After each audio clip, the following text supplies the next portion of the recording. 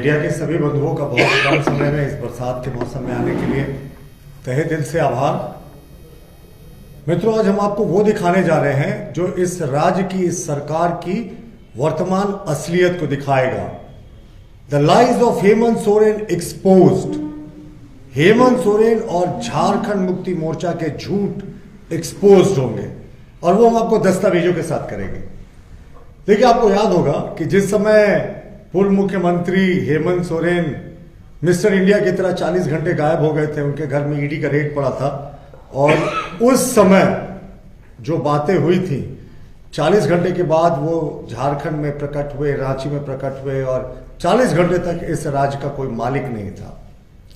सबसे महत्वपूर्ण बात थी कि जो ईडी का उस समय उनके घर में रेड या सर्वे, जिसे भी आप जो भी कर ले, जो भी नाम दे दे, वो चला। ईडी के उस रेड में पूर्व मुख्यमंत्री हेमंत सोरेन, जो उस समय वर्तमान मुख्यमंत्री थे, उनके रूम के वार्डरोब से 36 लाख रुपए बरामद हुए थे। ये ईडी ने अपनी रिपोर्ट में कहा है, ये सार्वजनिक दस्तावेज है, सब जगह उपलब्ध है। 36 लाख रुपए ईडी ने बरामद किए थे पूर्व मुख्यमंत्री हेमंत सोरेन के वार्डरोब से। झारखंड मुक्ति मोर्चा और पूर्व मुख्यमंत्री हेमंत सोरेन ने क्या कहा था कि साहब, हमारी अनुपस्थिति में ये रेड हुआ है, इस पैसे से उनका कोई लेना देना नहीं है, ये तो ऐसा लगता है कि ईडी ने प्लान किया है। ये उन्होंने सिर्फ कहा नहीं था। अब मैं आपको पहला जो डॉक्यूमेंट दिखाता हूं, जो इनके पोल खोलने का चैप्टर नंबर 1 है, वो देखिए। इन्होंने जो फर्जी एफआईआर किया था SC/ST थाने में, जो फर्जी एफआईआर पूर्व मुख्यमंत्री हेमंत सोरेन जी ने किया था ईडी के अधिकारियों के खिलाफ, ये एफआईआर संख्या 0624 31 जनवरी 2024 का है। इसकी मैं 2 पंक्तियां पढ़कर आपको सुनाता हूं कि किस तरीके से यू टर्न मारा था पूर्व मुख्यमंत्री हेमंत सोरेन ने।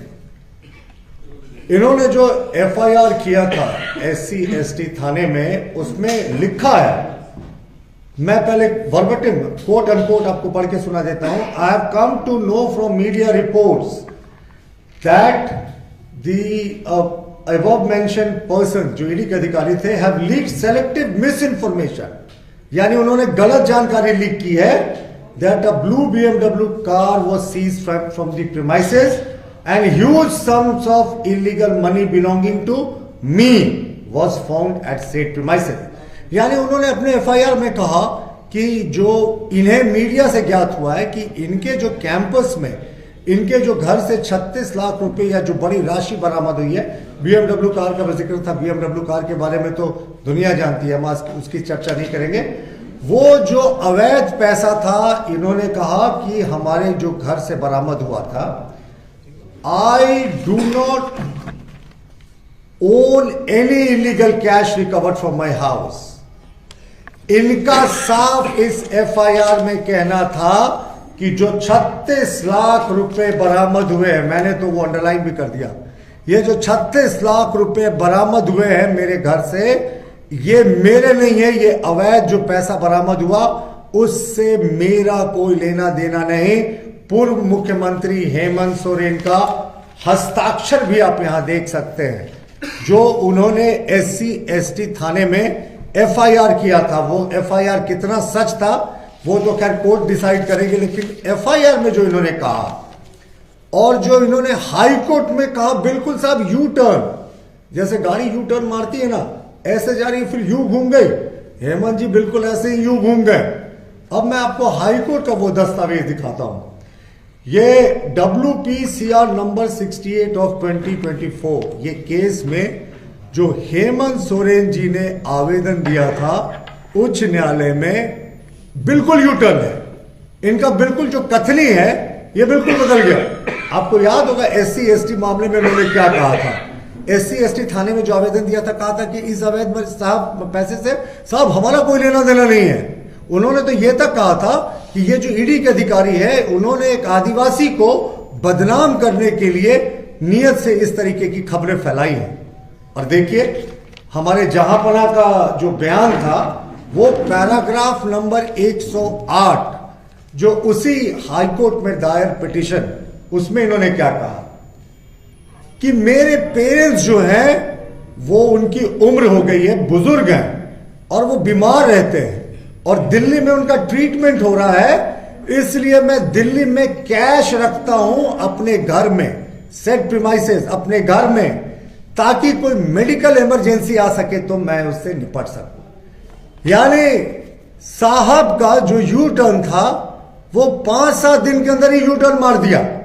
पहले कहा जो अवैध पैसा बरामद हुआ उससे कोई लेना देना नहीं SC ST केस में, और जो हाई कोर्ट में इन्होंने एफिडेविट करके कहा, जो इन्होंने केस किया उसमें स्पष्ट कर दिया कि साहब ये जो पैसा था ये मेरे बुजुर्ग माता पिता के इलाज के लिए मैंने मेडिकल इमरजेंसी के लिए अपने दिल्ली आवास में रखा था।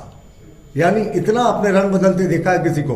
वो यही नहीं रुके, सबसे इंटरेस्टिंग लाइन है कि the petitioner also kept some cash at the set premises which is received as donation by the Jharkhand Mukti Morcha a registered political party. यानी खुद के साथ जेएमएम को भी लपेट लिया। उन्होंने कहा साहब ये पैसा मेरा नहीं था, ये तो जेएमएम ने मुझे डोनेशन दिया था और मैं उस डोनेशन के पैसे को, दान के पैसे को मैंने अपने प्रीमाइसेस में रखे थे। तो ये इनके लाइज जो है, झूठ है, ये एक्सपोज हो गए। एक आप देखेंगे ये FIR, एक इस FIR की कॉपी में हेमंत सोरेन कहते हैं साहब हमारा इस पैसे से कोई लेना देना नहीं। हाई कोर्ट के इस आवेदन में कहते साहब ये मेरा पैसा था, मैंने अपने माता पिता के इलाज के लिए रखा था और ये झारखंड मुक्ति मोर्चा ने मुझे डोनेशन यानी दान के रूप में दिया था। यानी इतना यू टर्न उनका झूठ, झारखंड मुक्ति मोर्चा का झूठ। और उनके बोलने के बाद तो झारखंड मुक्ति मोर्चा के जितने नेता थे वो बिल्कुल रटे रटाए अंदाज में कह रहे थे साहब उनका पैसा नहीं था, ये ईडी ने प्लांट किया, ईडी ने प्लांट किया। अब तो मुख्यमंत्री खुद स्वीकार कर रहे हैं ये उनका पैसा था और उन्होंने इलाज के लिए रखा था। जो बहाने बनाए, और यही नहीं कहा कि डोनेशन में पैसा था। तो हम मांग करते हैं इन्फोर्समेंट डायरेक्टरेट से, हम इनकम टैक्स से भी मांग करते हैं कि वो इस बात की जांच करे कि आखिर ये 36 लाख रुपए कैश जेएमएम ने अपने अकाउंट से कब विड्रॉ किया, कब इनको दिया, कब इन्होंने उसका रसीद दिया। आखिर दान का भी तो रसीद होता है। यानी आप जितना झूठ बोलेंगे ना उतने अपने बनाए दलदल में फंसते जाएंगे। तो हमारी ईडी से मांग है, इनकम टैक्स से मांग है कि इस पूरे प्रकरण की गहनता से जांच हो। ये ना सिर्फ SC ST एक्ट का दुरुपयोग कर रहे हैं बल्कि अदालत को गुमराह कर रहे हैं। या तो वो SC ST केस में सही बता रहे थे या तो वो अदालत में सही बता रहे थे, या हो सकता है दोनों जगह झूठ बोल रहे हो। ये कोई बड़ी बात नहीं है, लेकिन पूरे तरीके से जेएमएम एक्सपोज्ड है, पूर्व मुख्यमंत्री हेमंत सोरेन एक्सपोज्ड है। 36 लाख रुपए का कोई मालिक ही नहीं था साहब। पहले कहा हमारा पैसा नहीं, बाद में कहा हमारे जेएमएम का दिया हुआ पैसा है। तो अब तो मैंने दस्तावेजों से सिद्ध कर दिया पूर्व मुख्यमंत्री हेमंत सोरेन के झूठ एक्सपोज्ड है लोगों के सामने, और अदालत में इसी बुनियाद पे गए हैं।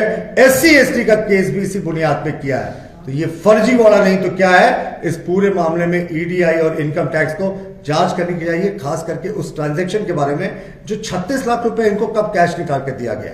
जी धन्यवाद। कोई प्रश्न? अतुल जी, उसी जो 108 नंबर पॉइंट का आप जिक्र कर रहे हैं, उसी पॉइंट में आगे लिखा है कि जब उनका इन्वेस्टिगेशन चल रहा था, जब उनसे पूछताछ हो रही थी, उसमें ये उन्होंने एडमिट नहीं किया कि ये उनका पैसा है। यानी उन्होंने वो इनकार करते रहे कि उनका पैसा है। उन्होंने कहा कि हिसाब देंगे लेकिन ये उनका पैसा नहीं है। तो पहले पार्ट में आप कुछ और कह रहे हैं, उसी का दूसरा पार्ट में कुछ और है। नहीं, पर उसी के आप पहले पार्ट को क्यों भूल रहे हैं? SC ST केस में ये तो दस्तावेज है ना साहब। FIR में उन्होंने क्या कहा कि इस इलीगल कैश से मेरा कोई लेना देना नहीं है। ये तो वो पूछताछ में क्या बातें हुई उनके और ईडी के बीच में, वो तो वो ईडी बताएगी। लेकिन ये तो दस्तावेज है साहब। SC ST केस जो उन्होंने किया उसमें सीधे कह दिया कि ये जो अवैध पैसा सीज हुआ उससे हमारा कोई लेना देना नहीं है। और वही नहीं रुके, उसमें लिखा है the above mentioned persons and unknown others who are not members of any SC or ST tribe have done the aforesaid act intentionally to humiliate me in public। यानी जिन अधिकारियों ने किया जो SC ST समुदाय से नहीं आते हैं, मुझे सामाजिक जीवन में अपमानित करने के लिए इस अवैध पैसे और इस अवैध BMW को मेरा बता रहे हैं। तो ये तो दस्तावेज है, ये तो सिद्ध है। उसी 108 नंबर पॉइंट के बाद पूरा पढ़ दीजिए। ना, मैं 108 नंबर के पॉइंट पे तो मैंने पढ़ दिया उनका एक हिस्सा, पर आप इससे क्यों भाग रहे हैं? इससे क्यों भाग रहे हैं? जो उनका SC ST एक्ट में FIR था, यानी उन्होंने जो एफिडेविट करके FIR किया वो झूठ था। वो एडमिट करना चाहिए उनको कि जो ईडी के अधिकारियों के खिलाफ उनका SC/ST एक्ट का केस है वो झूठा है, या तो फिर उन्होंने उच्च न्यायालय में जो कहा वो गलत कर रहे हैं। कहीं तो मुख्यमंत्री हेमंत सोरेन जी ने झूठ बोला और या तो दोनों जगह झूठ बोला। तो ये पूरे तरीके से एक्सपोज है और यही हम मानते हैं कि इस सरकार में पिछले 4 वर्षों से यही हुआ। जब मुख्यमंत्री पद पर बैठा व्यक्ति, उस समय वो मुख्यमंत्री पद से जिस समय केस किया था उस समय हटे नहीं थे, उस समय वो झूठ बोल रहे हैं, तो आप और क्या उम्मीद कर सकते हैं इस दल से? जी